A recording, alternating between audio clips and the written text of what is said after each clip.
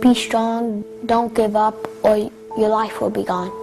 You hear these words and think survival, something probably from our men and women in uniform. But these 11 words, words of courage, perseverance, and resilience, are words that probably saved Evan Pertille's life.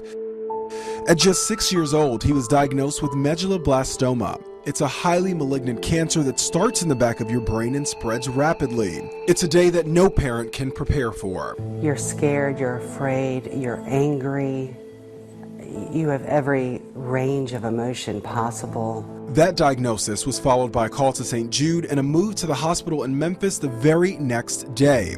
It was there that Evan, a boy fascinated with our military, would begin his own battle.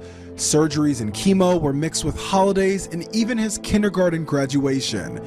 But there was no whining, no giving up, only smiles. The first time he skipped into chemotherapy, and they figure, well, he doesn't know what he's in for, because it's really tough on those kids. It's really bad.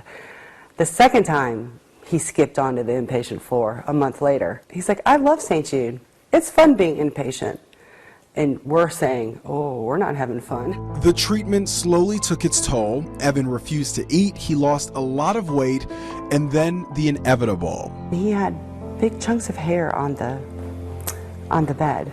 And I was looking, I'm like, what's that? And the nurse said, his hair's falling out. Meeting one person changed everything.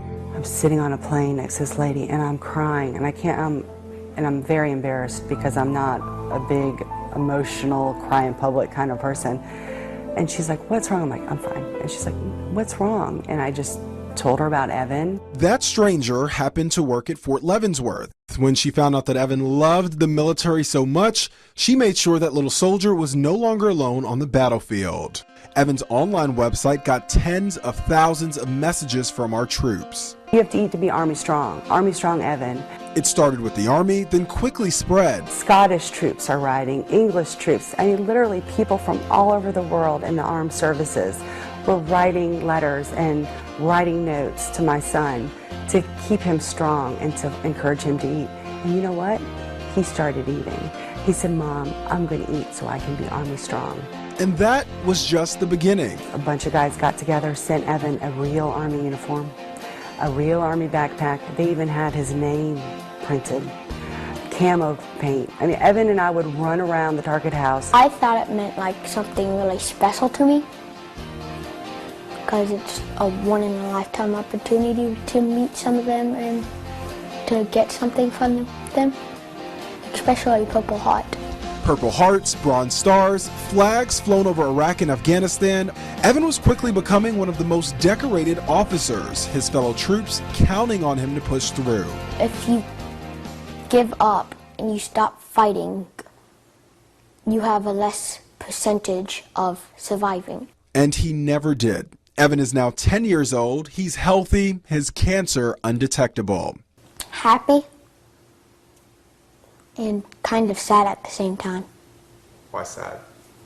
Well, because all the people who were just like me, just like kids who were 6 years old, didn't make it too. Evan's second chance at life means more chances to push other little boys and girls to stay focused on the mission, to stay Army strong, and to stay alive.